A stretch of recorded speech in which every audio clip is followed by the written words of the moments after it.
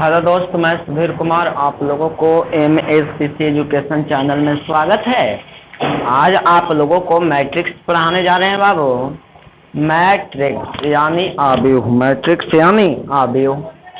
Matrix का लगभग 5वां वीडियो होगा। 4 वीडियो में आपका कहते हैं कि मैट्रिक्स आपका 11 प्रकार का होता है, यानी 11 गो प्रकार पढ़ना है, जिसमें आपका 6 गो खत्म कर दिए थे बाबू। कितना? 7 गो खत्म कर दिए थे लगभग। ठीक है, लेकिन अब चलते हैं बाबू आगे। आगे जानिएगा कि हाँ 4-5 को मैट्रिक्स बचा हुआ होता है क्या, किसे कहते हैं, ओकरा क्या नहीं कहते। अगर ये सभी आपको बात जानना है तो आपको वीडियो बहुत ध्यान से देखना होगा। देखिए बाबू, आज के बात बता रहे हैं कि जैसे में मुझे आप लोग यानी जो सोचते हैं कि अभी उम्र कम है, क्या पढ़ाएगा क्या नहीं पढ़ाएगा, आप इस सभी से बिल्कुल मतलब नहीं रखिए।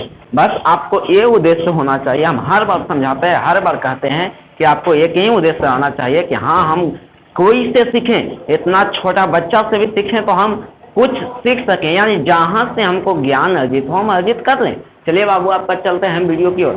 मैट्रिक्स आव्यूह, आखिर आव्यूह होता है क्या, कहते हैं किसे, ये बात जानिएगा, ध्यान से समझिए, दम ध्यान से।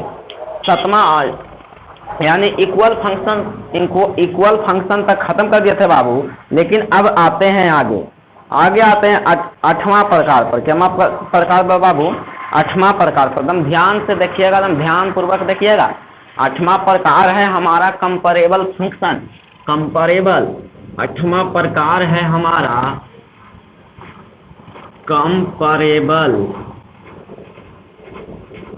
कंपैरेबल मैट्रिक्स, यानी तुलनीय आव्यूह। तुलनीय आव्यूह। कौन आव्यूह बाबू? तुलनीय आव्यूह। ध्यान से समझिएगा, एक बार में बोलेंगे कौन लड़का कैच कर लेता है। और ऐसा मैट्रिक्स जिसमें, और ऐसा 2 मैट्रिक्स जिसमें रो एवं कॉलम की संख्या आपस में बराबर हो तो उसे हम कहेंगे कंपैरेबल फंक्शन। एक बार और बोलेंगे बाबू, देखते हैं कौन भाई एवं बहन की ताकत है, मतलब सोचने की ताकत है, जो 5 धर लेंगे। वैसा मैट्रिक्स जिसमें, या वैसा 2 मैट्रिक्स जिसमें रो एवं कॉलम की संख्या बराबर रहे उसे कंपैरेबल फंक्शन कहते हैं। चलिए, तो वैसा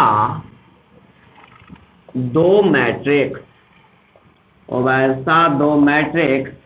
जिसमें रो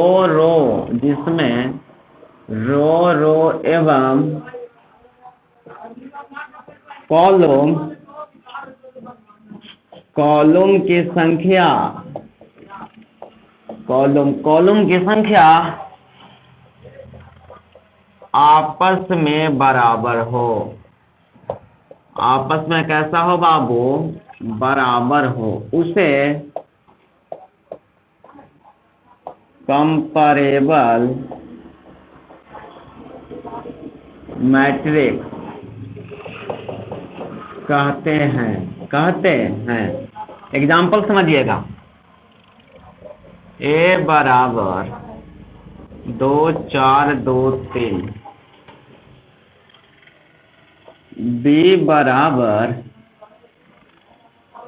6 3 4 2 1 3। चलिए बाबू, जिसमें रो की संख्या एवं कॉलम की संख्या बराबर हो, जिसमें बाबू रो की संख्या एवं कॉलम की संख्या क्या ची हो? बराबर हो, तो क्या ची कहेंगे? Comparable function. कौन फंक्शन? Comparable function. चलिए बाबू, देखते हैं।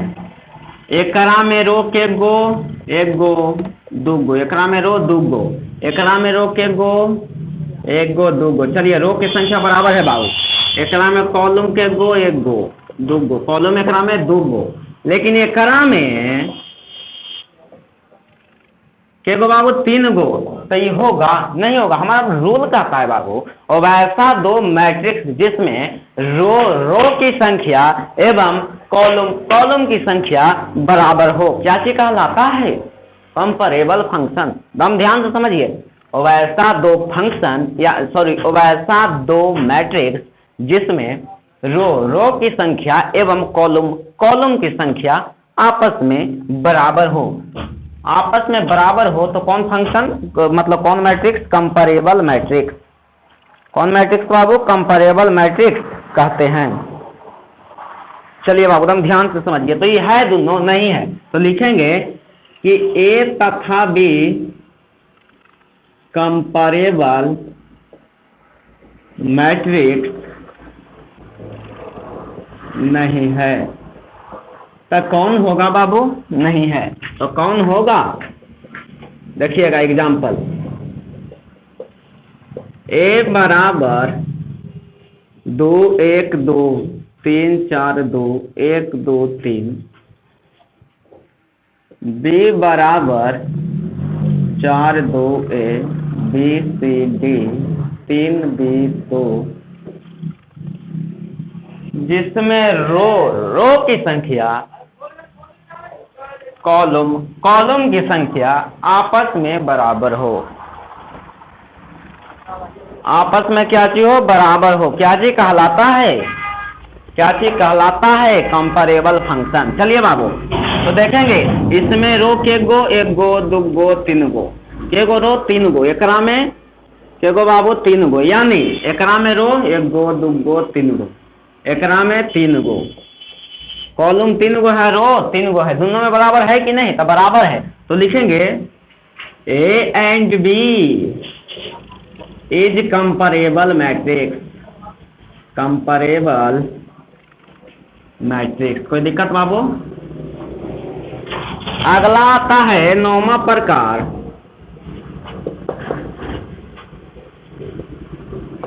डायगोनल मैट्रिक्स, यानी विकर्ण अवयव।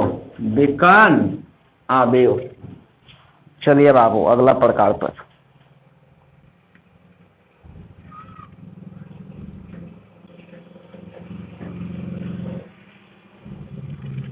Diagonal matrix.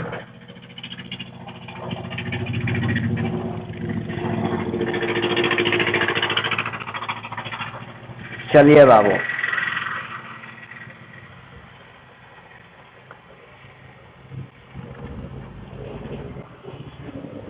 चलिए बताएं बाबू, ध्यान से समझिएगा।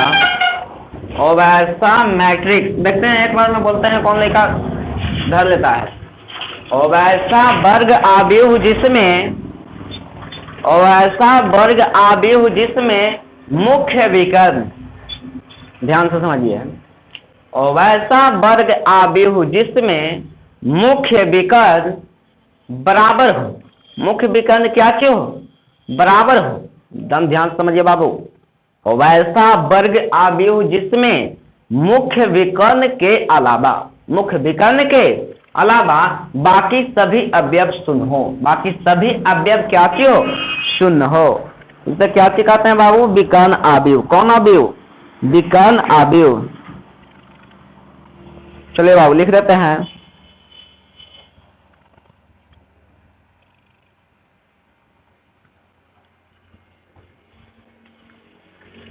चलिए बाबू ध्यान समझिए। और वैसा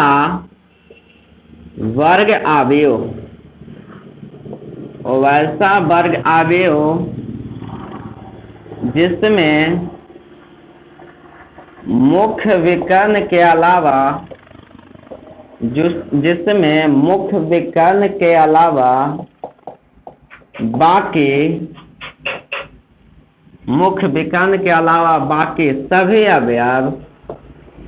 बाकी सभी अवयव शून्य हो। बाकी सभी अवयव क्या चीज हो? शून्य हो। उसे डायगोनल मैट्रिक्स कहते हैं। कौन मैट्रिक्स? Diagonal matrix. एग्जाम्पल में समझिएगा।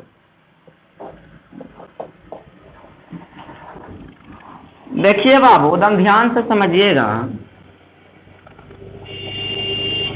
ये क्या चीज हो गया? वर्ग हो गया। दम ध्यान से समझिए, ये क्या चीज हो गया बाबू? वर्ग हो गया। दम ध्यान से, दम इतना ध्यान से समझिए कि कोई पता नहीं। दम ध्यान से समझिएगा बाबू।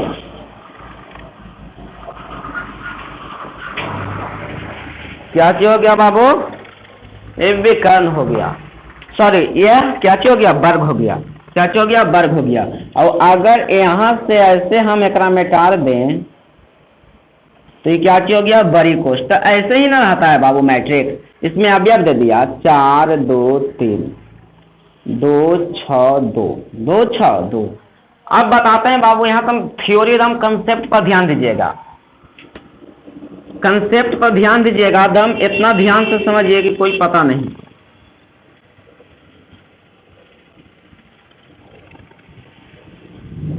क्या चीज हो गया बाबू? ये आपका मैट्रिक्स हो गया। क्या चीज हो गया? मैट्रिक्स हो गया। क्या चीज हो गया? मैट्रिक्स हो गया। कोई दिक्कत? ध्यान से समझिएगा, दम ध्यान से, दम देखिए ध्यान से समझिए कि क्या चीज हो गया आपका? इसमें मैट्रिक्स मतलब लिखाएगा तो 0 2 0 कॉम, देखिए 2 0 0 0 3 0 0 0 4। अब बताते हैं बाबू, दम ध्यान से समझिएगा। जो विकर्ण, मतलब विकर्ण ऐसे नहीं होता है बाबू, तिरछे कोना ना होता है। यानी ध्यान से समझिए, जे पहले विकर्ण आएगा ओकरा हम प्रिंसिपल डायगोनल कहते हैं। प्रिंसिपल डायगोनल यानी मुख्य विकर्ण। कौन बाबू? मुख्य विकर्ण। कोई दिक्कत? और जो सेकेंड में आता है, इस सेकेंड में ना आया है बाबू, और जो सेकेंड में आता है ओकरा secondary, secondary diagonal, secondary diagonal यानी द्वितीयक विकर्ण कहते हैं। द्वितीयक विकर्ण कहते हैं, यानी ऐसा रूप में रहे और मुख्य विकर्ण के अलावा सभी अवयव शून्य रहना चाहिए। मुख्य विकर्ण में शून्य शामिल हो तो अमिल की जगह पर मुख्य विकर्ण में कुछ भी रह सकता है, लेकिन ध्यान से समझिएगा, लेकिन जो आपका मुख्य विकर्ण है, जो आपका मेन मतलब प्रिंसिपल डायगोनल है, उसमें कोई अंक रहे होगा से मतलब नहीं है, लेकिन प्रिंसिपल यानी मुख्य विकर्ण के अलावा बाकी सभी अवयव शून्य रहना चाहिए। जैसे में एक एग्जांपल और लेते हैं, ध्यान समझिएगा। जैसे में ऐसे हो गया 2 4 2 3 2 6 2 1 2। अब कहेगा कि कहाँ हम एक कह सकते हैं डायगोनल मैट्रिक्स? तो नहीं कहेंगे। काहे नहीं कहेंगे? काहे कि हमारा कहता है ये कि वैसा वर्ग आव्यूह, वर्ग आव्यूह मतलब समझते हैं बाबू? वर्ग आव्यूह मतलब समझते हैं? वर्ग आव्यूह मतलब m बराबर n, m बराबर n, यानी रो की संख्या और कॉलम की संख्या क्या की हो? बराबर हो। रो की संख्या एवं कॉलम की संख्या क्या की हो? बराबर हो। तो वर्ग आव्यूह पहले ही बताए हैं बाबू, स्क्वायर मैट्रिक्स। कौन मैट्रिक्स बाबू? स्क्वायर मैट्रिक्स में बताए थे कि वैसा मैट्रिक्स जिसमें रो तथा कॉलम की संख्या बराबर हो, यानी m बराबर क्या की हो? n हो। तो यह देखिए वैसा वर्ग होगी जिसमें मतलब वर्ग आव्यूह मतलब होता है, सिंपल में जान लीजिए कि कॉलम की संख्या और रो की संख्या बराबर होनी चाहिए। तो ठीक है, बराबर रहना चाहिए, कोई दिक्कत? देखिए है बाबू, है ना? 1 2 3, 3 गो कॉलम है तो 3 गो रो है, कोई दिक्कत? अब देखिए इसमें मुख्य विकर्ण में जो है शामिल, मुख्य विकर्ण के अलावा जितना सभी अवयव है जो शून्य रहना चाहिए, शून्य नहीं रहेगा तो क्या डायगोनल मैट्रिक्स नहीं कहेंगे? जैसे में शून्य नहीं है तो डायगोनल मैट्रिक्स नहीं कहेंगे, लेकिन कहेंगे किसको? इसको कहेंगे। इसको कहेंगे काहे कि प्रिंसिपल यानी प्रिंसिपल डायगोनल में जो अवयव है उस शून्य रहे या ना रहे होगा से मतलब नहीं है, लेकिन मुख्य विकर्ण के अलावा बाकी सभी अवयव शून्य रहना चाहिए, तो ओकरा कहेंगे डायगोनल मैट्रिक्स। कौन मैट्रिक्स? Diagonal matrix. अब बाबू आगे आगे आता है, ध्यान से समझिएगा।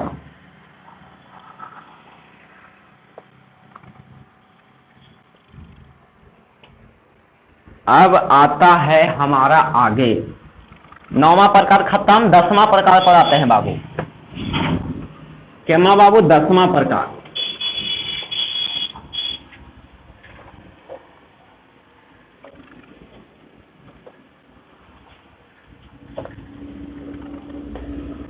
दसवां में आते हैं बाबू,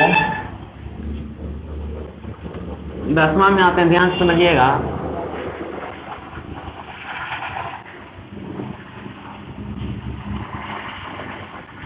स्केलर मैट्रिक्स यानी आदेश अवयव।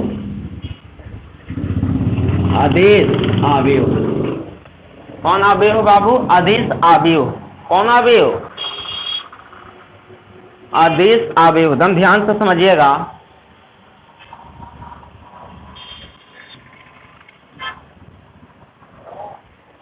चलिए एक बार बोलेंगे, कौन लड़का ध्यान से एकदम पढ़ सुना याद कर लेता है? कौन भाई बहन याद कर लेते हैं? और वैसा वर्ग अवयव जिसमें, ध्यान समझिए, और वैसा वर्ग अवयव जिसमें मुख्य विकर्ण बराबर हो, जिसमें मुख्य विकर्ण बराबर हो तथा मुख्य विकर्ण के अलावा बाकी सभी अवयव शून्य हो, तो क्या कहेंगे? Scalar matrix. नाम यही बतिया है, ये बतिया है। लेकिन ये मुख्य विकर्ण है जो बराबर आना चाहिए, बराबर, ये तीनों अंक बराबर आना चाहिए। कोई दिक्कत? चलिए बाबू लिख देते हैं परिभाषा। देखिए हम परिभाषा इसीलिए लिखते हैं कि जो लड़का एवं लड़कियां जो गरीब घर से बिलोंग करते हैं उनका पास पैसा नहीं रहता है, मतलब कोचिंग करने का पैसा नहीं रहता, इसीलिए बाबू आपको यहाँ पर लिखते हैं, इसीलिए लिख देते हैं एक एक पॉइंट। अब बताइए कौन मास्टर इतना बुर्बक रहेगा कि एक एक बढ़वा के लिखेगा बोर्ड पर? बताइए, ये अभी कभी आप सोच सकते हैं कौन मास्टर इतना बुर्बक है कि सभी बोर्ड पर लिखेगा? कोई फायदा उदा होगा ये नहीं। अब देखिए बाबू, आपको हम 1 साल से पढ़ा रहे हैं, हमको कोई फायदा है? नहीं फायदा है। क्या की फायदा? कुछ नहीं फायदा। और हमारा MB लगता है, MB कटता है, रिचार्ज कराने पड़ता है। बताइए, इसीलिए बाबू हम चाहते हैं कि गरीब घर के जितना बच्चा है, बच्ची हैं, जिनका पास पढ़ने के लिए पैसा नहीं है, मतलब गार्जियन पैसा नहीं दे पाते हैं, इसलिए बाबू आपको पढ़ा रहे हैं, एक एक बढ़ के लिखा रहे हैं बाबू। चलिए देखिए, और वैसा वर्ग अवयव, और वैसा वर्ग अवयव जिसमें सभी मुख्य विकर्ण बराबर हो, सभी मुख्य विकर्ण बराबर हो तथा मुख्य विकर्ण के अलावा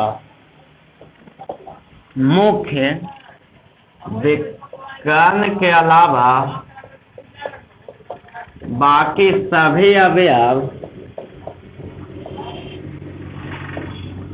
शून्य हो, उसे स्केलर मैट्रिक्स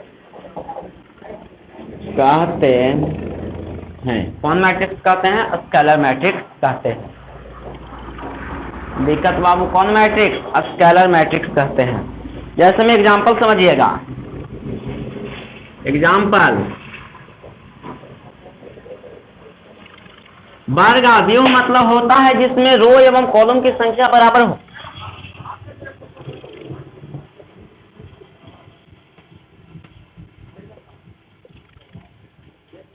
देखिए मुख्य विकर्ण हमारा ये हो गया, मुख्य विकर्ण ये हो गया बाबू, ध्यान से समझिएगा। ये क्या हो गया? मुख्य विकर्ण। तो देखेंगे परिभाषा हमारा क्या कह रहा है, ध्यान समझिए। कि वैसा वर्ग अवयव, वर्ग अवयव मतलब जिसमें रो एवं कॉलम की संख्या बराबर हो। देखेंगे कि केगो रो है तो 1 गो 2 गो 3 गो, कॉलम केगो है 1 2 3, क्यों कॉलम है 3 गो, तो 3 गो रो 3 गो कॉलम, यानी वर्ग अवयव हो गया।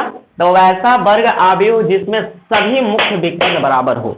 देखेंगे कि मुख्य विकर्ण बराबर है तो मुख्य विकर्ण इसको कहते हैं। तो मुख्य विकर्ण ये बराबर है बाबू, 4 है 6 है 2 है, नहीं है, तो लिखेंगे कि A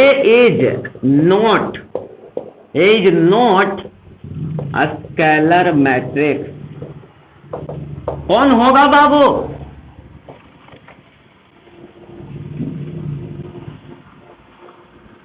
साइन 0 0 0 कॉस 0 0 0।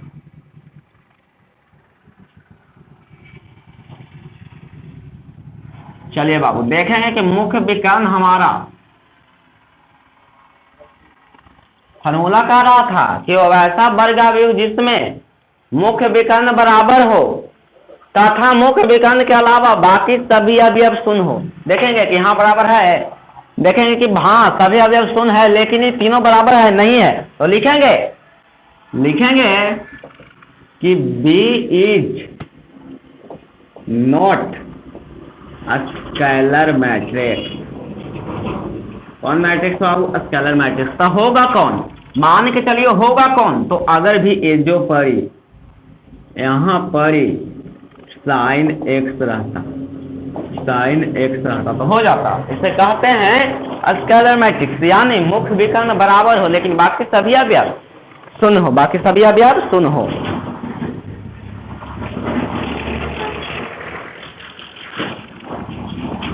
चलिए बाबू 10 को खत्म हो गया, एक और है।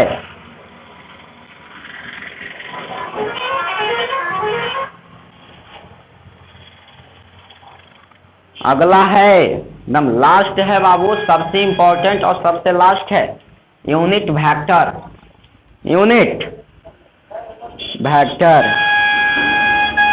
चलिए बाबू खत्म करला के बाद खत्म हो जाएगा बाबू पूरा मैट्रिक्स कितने प्रकार के होते हैं सभी खत्म हो जाएगा। फिर और थ्योरी चलेगा, ध्यान से समझिएगा। चलिए अगला हमारा है, ध्यान से दाम।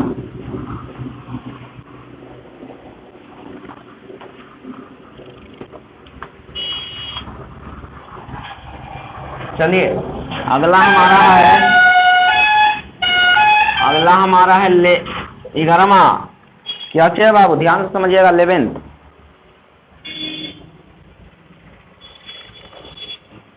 देखिएगा। 11 यूनिट वेक्टर।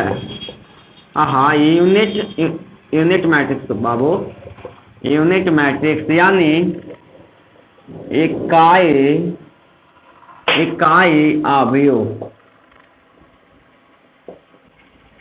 तीनों बराबर था तो बाबू कहेंगे कि B इज स्केलर मैट्रिक्स। समझिएगा, देखते हैं एक बार में कौन भर लेते हैं। और वैसा दो मैट्रिक्स जिसमें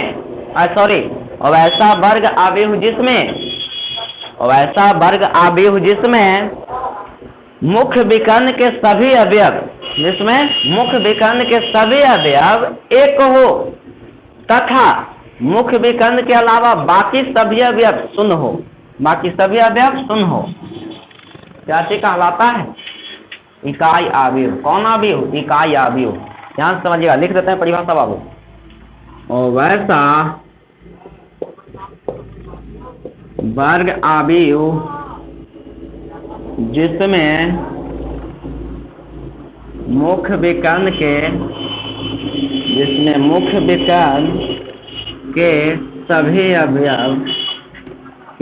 सभी अवयव एक हो